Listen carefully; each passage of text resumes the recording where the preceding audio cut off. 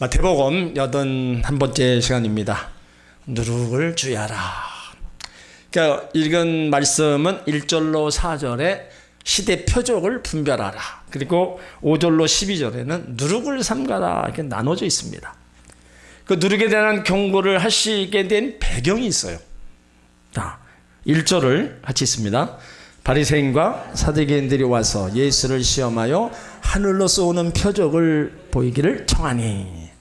예수를 시험하여는 조사하다, 입증하다, 유혹하다는 뜻입니다. 사단이 예수님을 광야에서 시험하여 넘어뜨리려고 했던 말과 같은 겁니다. 여기 바리새인, 사두개인들은 예수님을 모르는 상태에서 좀 더 알아보려고 하는 것이 아닙니다. 처음부터 자기들의 기존 신앙 체계를 고집하고 있는 그 선입관을 갖고 있었어요. 그래서 예수님을 무조건 음해하려고 하는 그 저희를 가지고 있던 겁니다.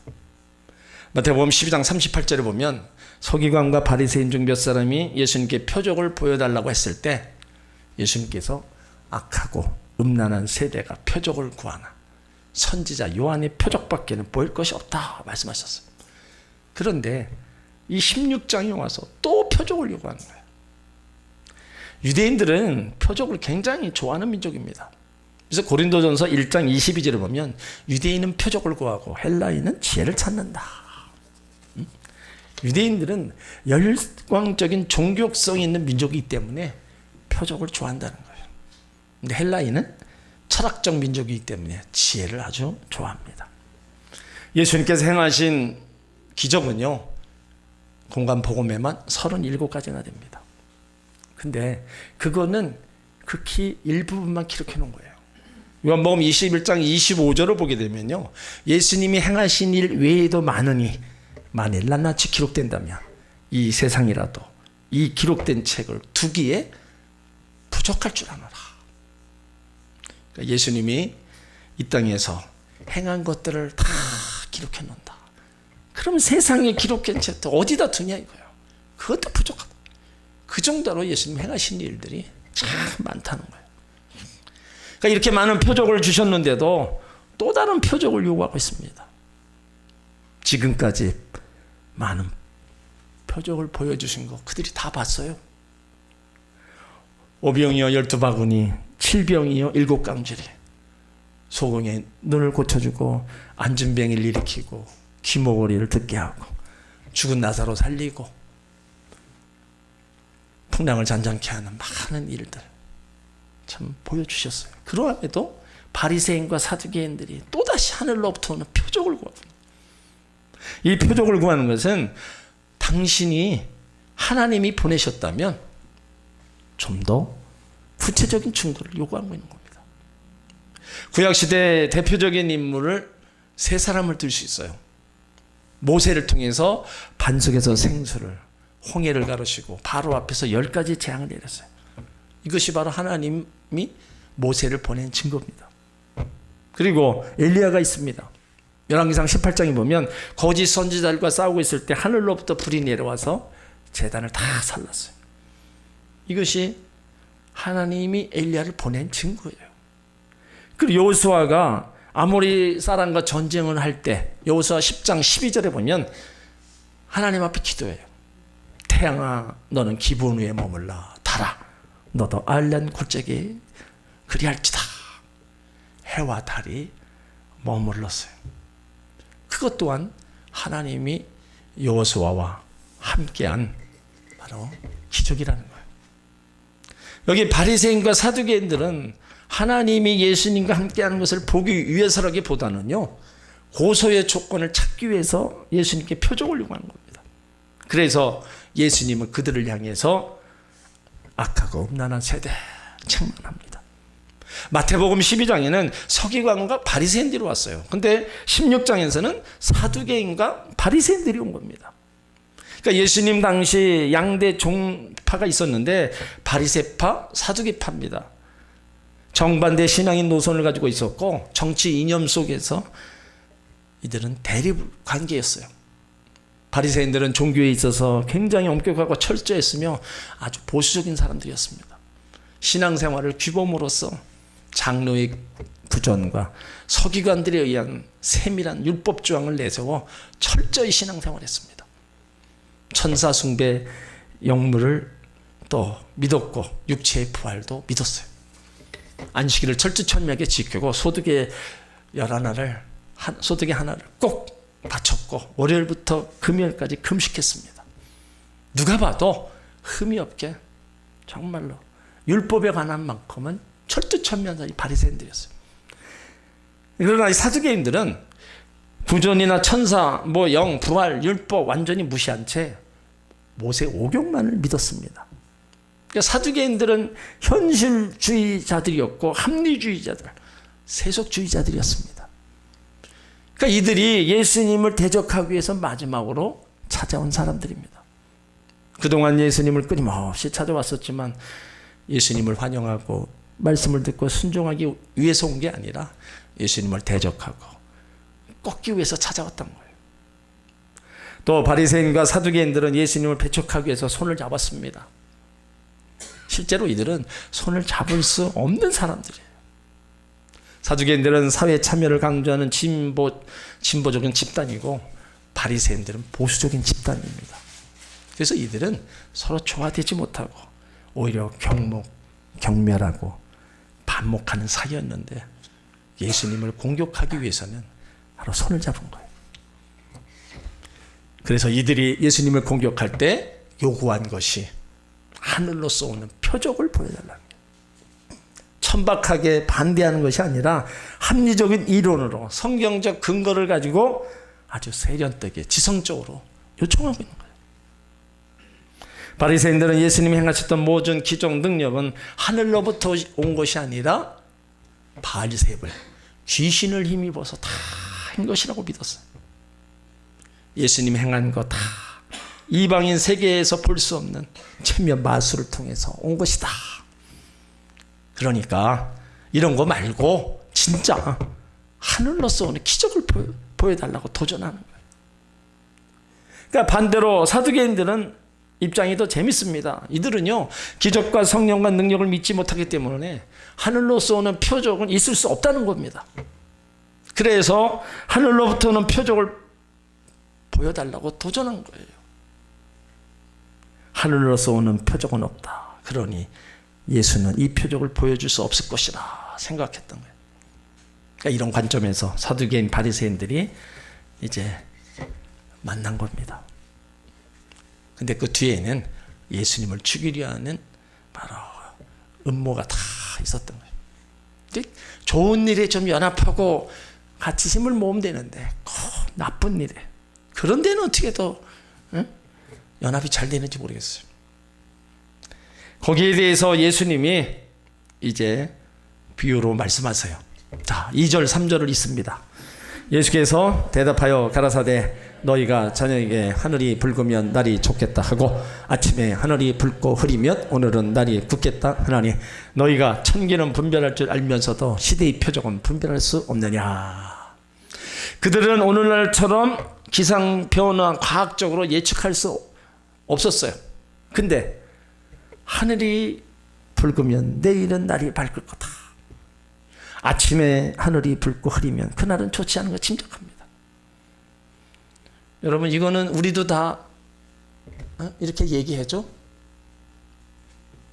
저녁에 하늘이 붉으면 내일은 날이 좋겠다. 천기는 우리가 눈으로 보고 분별할 수 있어요.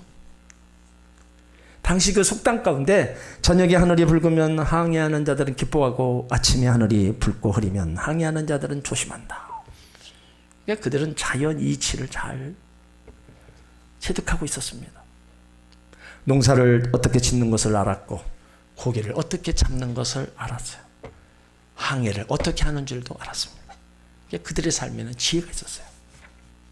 그런데 종교 지도자들을 하는 사람들이 하나님에 대해서 안다고 하는 사람들이 하나님에 대한 무지로 가득 차 있다는 사실을 예수님이 지적하신 거예요. 너희가 시대의 그것은 천기는 다 불면하면서 어찌 이 시대의 표적은 분별하지 못하느냐. 여기 시대의 표적은 구약에 약속한 그리스도가 메시아로 오신 표적을 의미합니다. 그것은 하나님 나라가 지금 임한 것과 구원의 때 임할 것을 보여주는 시대의 표징입니다. 메시아가 올 때 이런 일들이 있을 것이다. 안주매개가 일어나고 봉사가 눈을 뜨며 여러 가지 기적이 일어난 사건이 있을 것이다. 그래서 메시아가 올 때 이런 기적의 모든 징조들은 바로 구약에서 예언한 겁니다. 그런데 예언대로 바로 주께서 육신의 몸을 입으시고 세상에 찾아오셨는데 그들은 그것을 분별하지 못하는 거예요. 예수님께서 오셔서 생명의 빛을 비추시고 진리의 빛을 비추시고 계신데 그들은 영적 무지로 인해서 분별하지 못합니다. 예수님이 구원의 문을 열어놓고 누구나 오라 부르시는데 그들은 시대를 분별하지 못하고 예수님을 시험하고 하늘로서 오는 표적만 구하고 있는 종교 지도자들, 예수님이 지금 책망하고 있는 거예요. 오늘날 현대인의 모습도 그때나 비슷합니다. 현대인들은 정치면 정치, 경제면 경제 모든 분야에서 참 밟을 수가 없어요. 사회 돌아가는 모든 일에 부동산 경기 아주 바삭합니다. 예전에 부동산 정책을 잘 성공적으로 이끌려면 저 강남의 아줌마들한테 가서 물어봐라. 그런 얘기가 나올 정도였어요. 아주 세상의 모든 거, 특히 이게 물질의 이런 거는요 정말로 바삭합니다. 근데 안타깝게 영적인 통찰력은 완전히 무지한 거예요. 물론 그런 거 알아야 됩니다. 그게 나쁜 건 아니에요.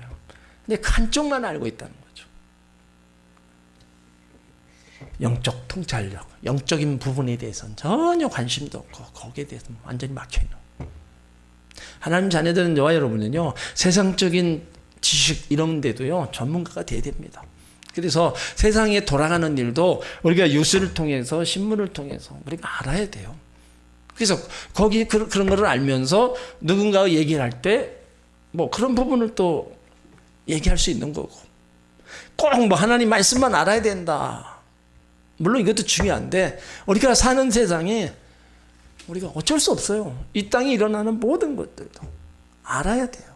그것도 알고 하나님을 아는 지식도 우리가 같이 알아가야 되는 겁니다. 그래서 세상에서도 무시당하지 않고 우리가 하나님의 백성으로서 하나님 말씀 안에서 우리가 바르게 신앙생활에 나가는 것, 그것이 바로 지혜자의 또 삶이기도 한 겁니다. 오늘 4절에 그들의 그런 물음 앞에 예수님이 말씀하십니다. 4절 있습니다. 악하고 음란한 세대가 표적을 구하나 요나의 표적밖에는 보여줄 표적이 없느니라 하시고 저희를 떠나가시다. 당시 종교 지도자들에게 악하고 음란한 세대라고 꾸짖습니다. 여기 악하다는 것은 도덕적으로 질적으로 악하다는 거예요. 음란하다는 것은 두 가지 의미가 있는데 영적인 음란과 육적인 음란이 있습니다. 그러니까 영적인 음란은 우상숭배를 말하는 거예요. 그런데 왜 예수님께서 악하고 음란한 세대들이라고 말씀하셨는가 하면 이스라엘 백성들은요 하나님의 신부이기 때문입니다. 신부는 자기 신랑만 사랑하고 신랑과 함께 있어야 된다는 거예요. 근데 이스라엘이라는 하나님의 신부는 그렇지 않았어요. 자기 신랑이 예외에 다른 남자들이 있었습니다. 그것이 바로 바알이요 아세라 목상입니다. 여러 가지 우상을 섬김으로써 신앙의 정조를 버렸습니다. 그래서 예수님은 책망하면서 악하고 음란한 세대라고 하는 거예요. 그러면서 너희들이 표적을 구하나 요나의 표적밖에는 보여줄 표적이 없다. 여기 요나의 표적이란 구약 선지자들로 예언된 예수님 오심, 죽음, 부활하심을 구약에 예언된 말씀입니다. 그러니까 지금 예수님은 성경으로 지금 돌아가서 그것을 말씀하고 있는 거예요. 그러니까 우리가 힘들고 어려운 일이 생기거나 고난이 또 시험이 올 때 우리가 말씀으로 돌아가라. 그런 얘기들을 많이 해요. 예수님도 광야 시험을 3번 받으실 때 결국은 말씀을 인용해서 다 그 모든 것들을 이겨나갔다는 겁니다. 그러니까 여기 표적을 보여달라는 위기 앞에 섰을 때에도 예수님은 말씀으로 돌아가셨어요. 그러면 그 요나의 표적이 뭐예요? 한마디로 십자가 표적입니다. 기적 중에 기적은 십자가입니다. 능력 중에 능력도 십자가입니다. 그 십자가의 능력, 바로 구원을 얻은 자에게는 큰 능력이라는 거예요. 그 십자가로 말미암아 우리 영혼의 구원을 이루어 주셨다는 겁니다. 그래서 그 요나의 표적을, 자, 마태복음 12장 39절로 40절을 보세요.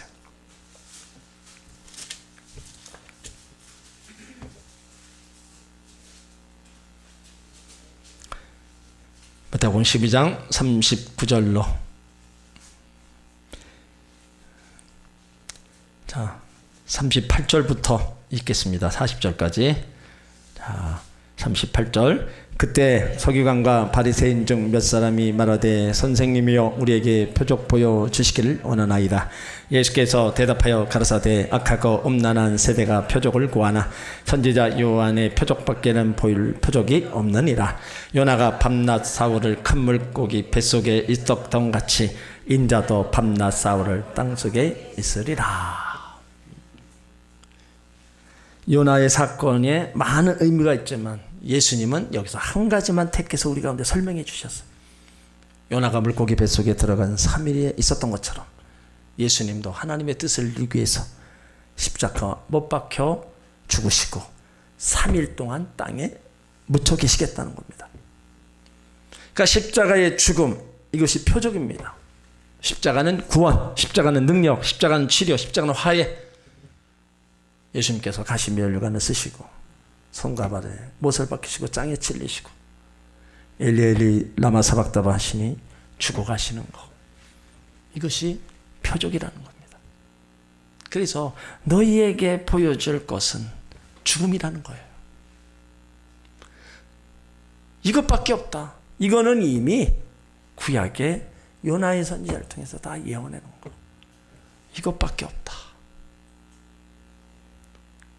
그러시면서 저희를 떠나갔다 그랬습니다. 예수님이 우리와 함께 계심을 우리는 의심하지 말아야 됩니다. 늘 성령으로 우리와 믿는 자 속에, 또 믿는 자와 항상 함께하고 있다는 거예요. 근데 여기 바리새인과 사두개인에게서는 예수님이 떠나시고 말았어요. 이 말의 의미는 이제 구제받을 길도, 구원받을 길도 절망적인 상태입니다. 그래도 예수님이 계셔야 죄사함의 은총과 많은 표적, 또 예수님이 행하시는 일을 볼 수 있는데 예수님이 그들을 떠나는 거예요.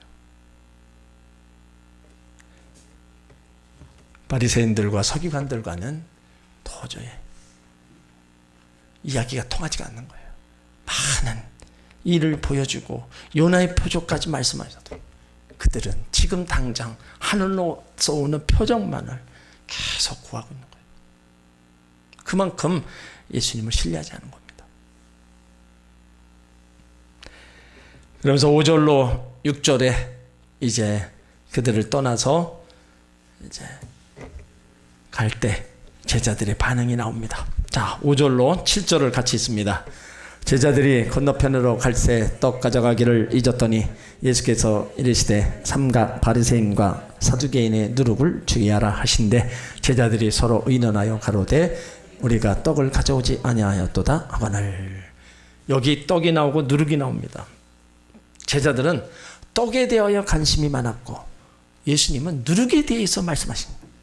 이 떡은 육적인 거고 누룩은 영적인 진리입니다.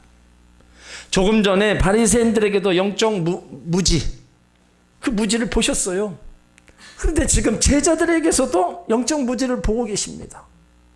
그러니까 오직 제자들은 먹는 떡에만 관심이 있는 거예요. 우리는 어떻습니까? 우리 생각도 온적 떡뿐입니다. 돈이 되면 그것으로 만족합니다.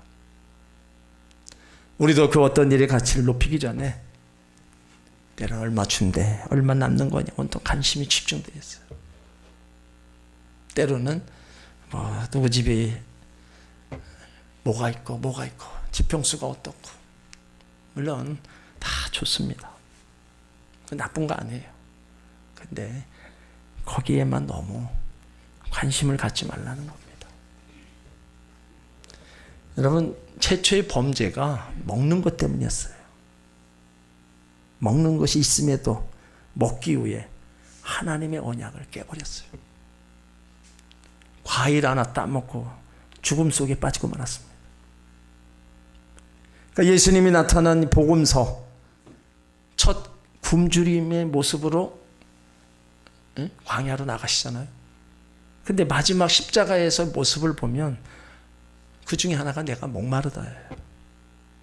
그러니까 예수님은 먹고 마시는 인간의 기본적인 욕구를 뛰어넘어서 정말 가치 있고 중요한 일이 무엇임을 보여주는 겁니다.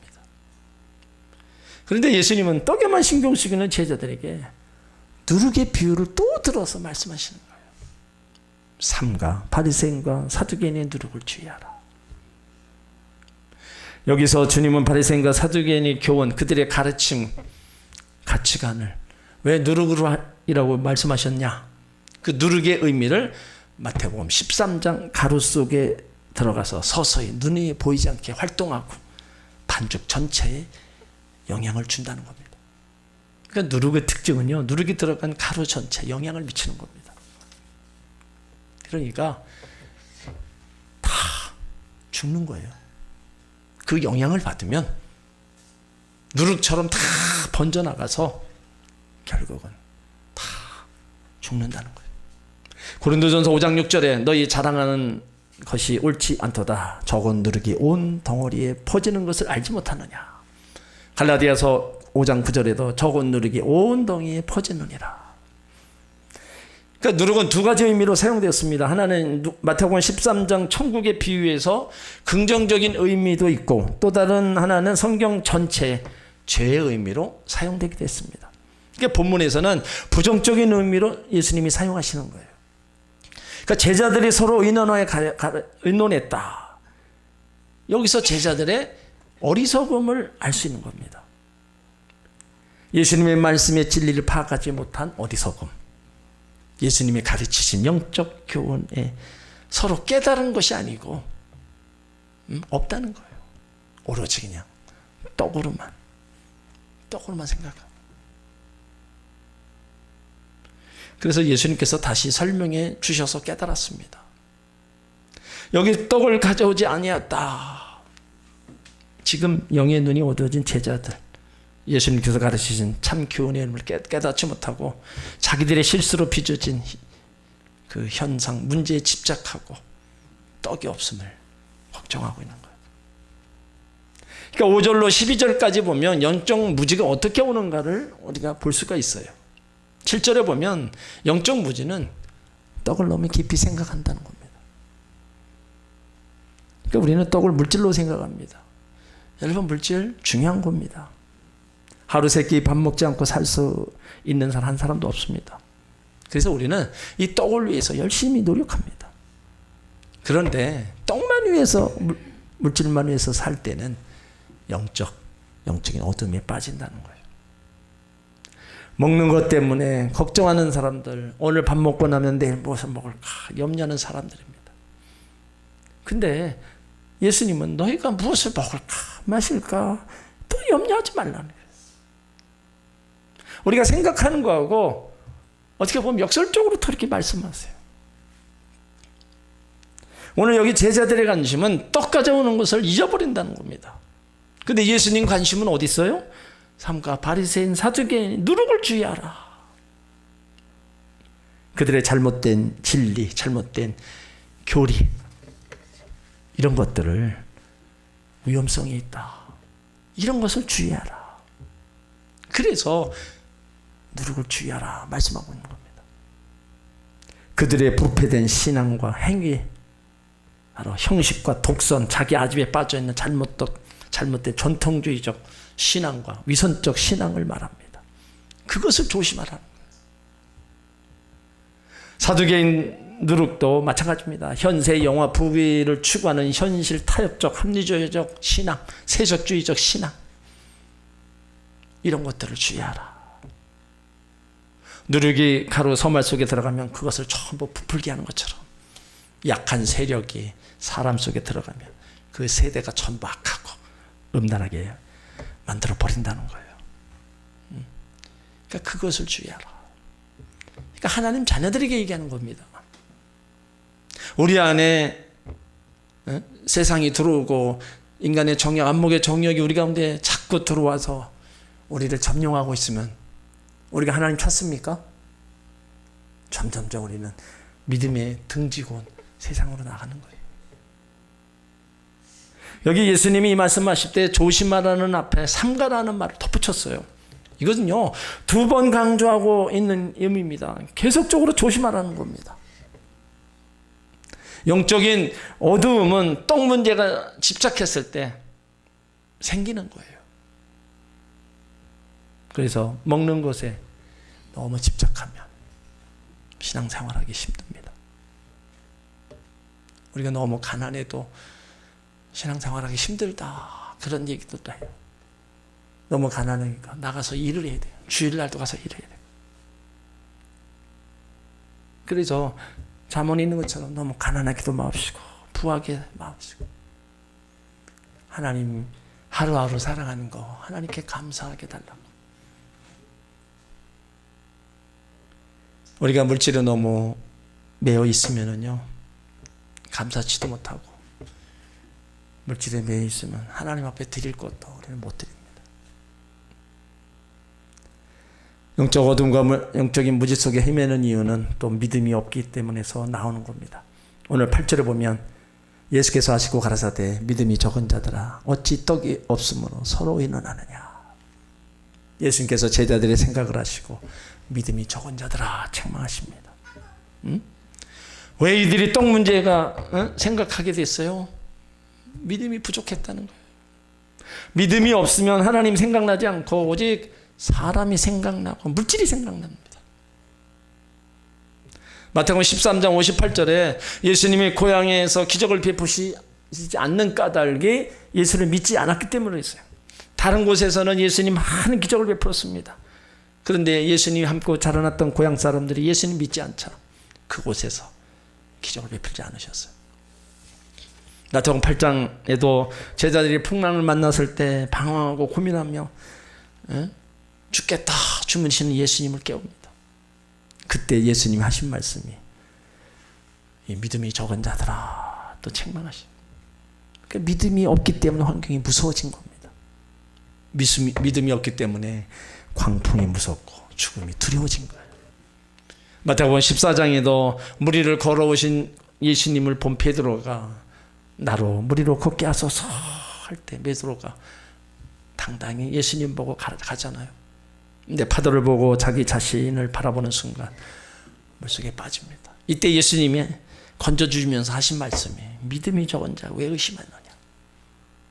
그러니까 믿음이 없으면 영적인 세계가 느껴지지도 않고 보이지도 않는 겁니다. 그러니까 믿음이 없는 이유는 뭐예요? 의심이라는 거예요. 이 사탄은 의심부터 집어넣는다는 거예요. 믿음의 눈으로 볼 때만 하나님 보입니다.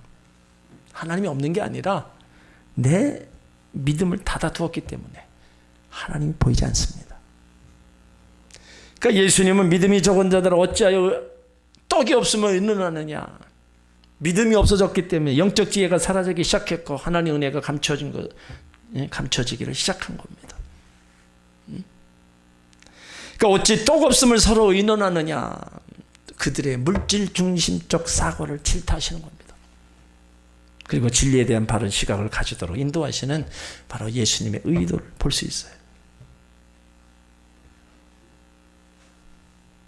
그리고 영적 무지에 빠지게 되면 또 오늘 9절로 10절에 그런 현상이 우리가 또 볼 수 있는 겁니다. 자, 9절로 10절을 읽습니다.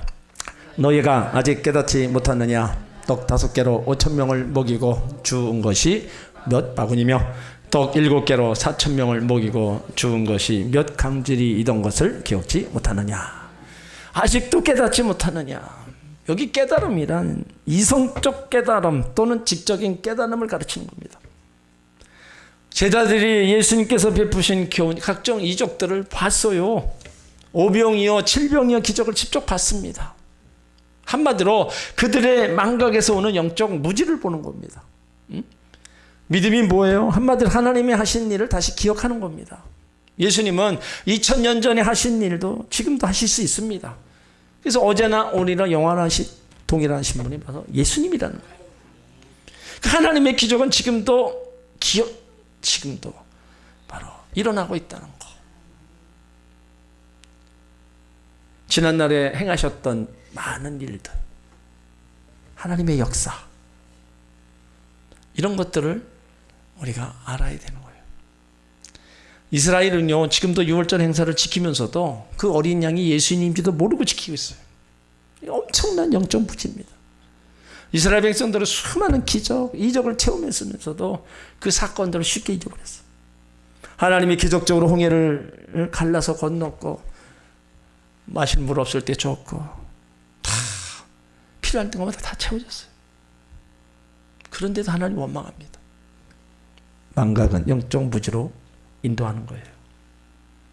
우리 하나님 말씀의 은혜를 끝까지 또 하나님 베푸신 그런 것들을 잊어버리지 말고 정말로 우리가 잘 간직하고 힘들고 어려울 때 또 그 하나님 역사하심을 다시 믿고 우리가 하나님을 찾아야 된다는 겁니다.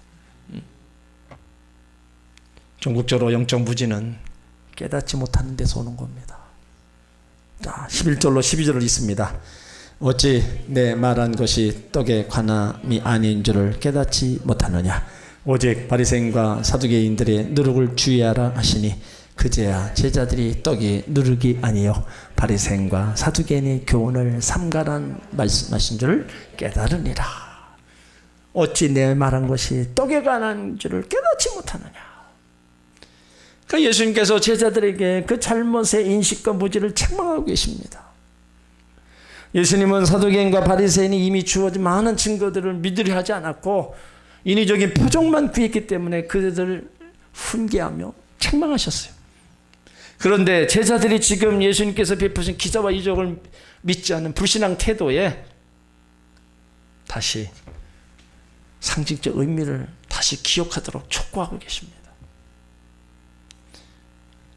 그제야 제자들이 떡이 누룩이 아니요 바리새인과 사두개인의 교훈을 삼가하는 줄을 깨달았다. 그만큼 사두개인과 바리새인 제자들의 신앙 분기점을 보여준 거예요. 그들의 신앙과 제자들의 신앙은 다른 겁니다. 예수님은 그걸 깨닫기를 원한 거예요. 그런데 다행히도 늦게 깨달았어요. 그 신앙은요, 말씀을 깨닫는데 이게 중요한 거예요.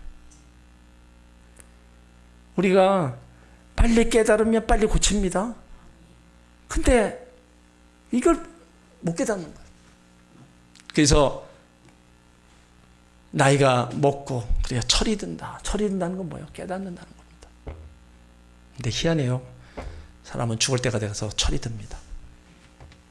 그렇게 뭐냐고 깨닫지 못하다가 죽을 때에 가서 철이 드는 거예요. 그때는 어떻게 해요? 너무 시간이 다 지난 상태. 근데 남자들이 되게 늦게 철이 들어요. 그래서 아내들이 답답해하는 거예요. 근데 어쩔 수 없습니다. 내 집에 남편만 그런 게 아니라 저도 그렇고 다 그래요.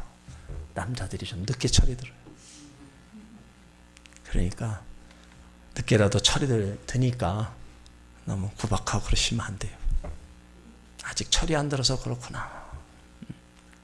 근데 철이 들면요, 진짜 잘합니다. 아내가 소중함을 알고요, 내가 뭘 해야 되겠다 알면 시키지 않아도 잘해요.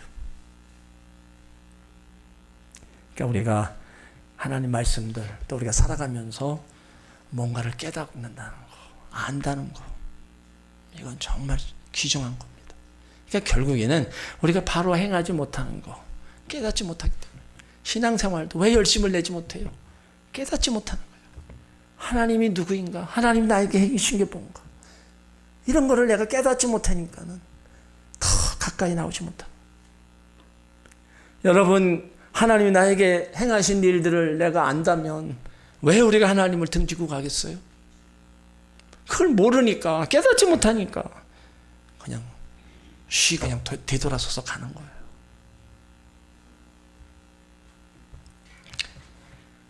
잘못된 자체보다 더 잘못된 것은 잘못됨을 인정하지 않으려는 태도에 있습니다. 우리가 그걸 깨닫는다면 우리는 그것을 인정하고 새롭게 고쳐 나갈 겁니다. 영적 무지는요, 떡을 너무 깊이 생각하는 데서 옵니다. 믿음이 없어서 오고 망각에서 깨닫지 못해서 오는 거예요. 여기 바리새인과 사두개인들이 누룩을 주의하라. 그들은 율법적으로 그냥 눈으로 보기에는 잘하는 것 같아요. 그렇지만 부패된 신앙, 그들의 잘못된 행위, 형식과 독성과 자기 아지에 빠져있는 잘못된 전통주의적 위선적 신앙입니다. 예수님은 그걸 아신 거예요. 그러니까 그걸 주의해라. 너네들은 그러지 말아라.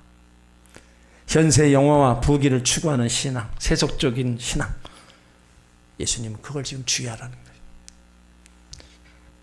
항상 우리가 바르게 하나님 따라가고 말씀 안에 살아가기를 예수님이 원하고 계세요. 그래서 사랑하는 자에게 늘 권면하고 때론 책망하시면서 이렇게 살아가라고 우리 가운데 말씀하고 계시는 거예요.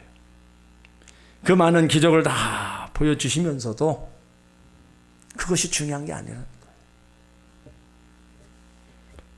바르게 신앙생활하는 거, 하나님 말씀 안에서 믿음 생활하는 거, 그것이 더 중요하다는 거예요. 우리는 주변에 여러 가지 일들이 우리 앞에 다가옵니다. 우리를 유혹하고 하나님께 멀어지게 하고 이런 일들 우리가 다 이기고 가야 돼요.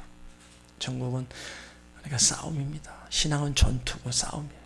그런 것들을 다 내가 이겨나가야 바르게 믿음의 길을 가지. 이거 할 거 다 지고 뭐 할 거 지고 또 맨날 그 자리에. 오늘 예수님이 하신 말씀들을 우리는 한번 다시 깊이 새기면서 주님이 원하시는 그런 믿음의 길을 가기를 힘쓰고 애쓰는 저와 여러분이 되시길 바랍니다.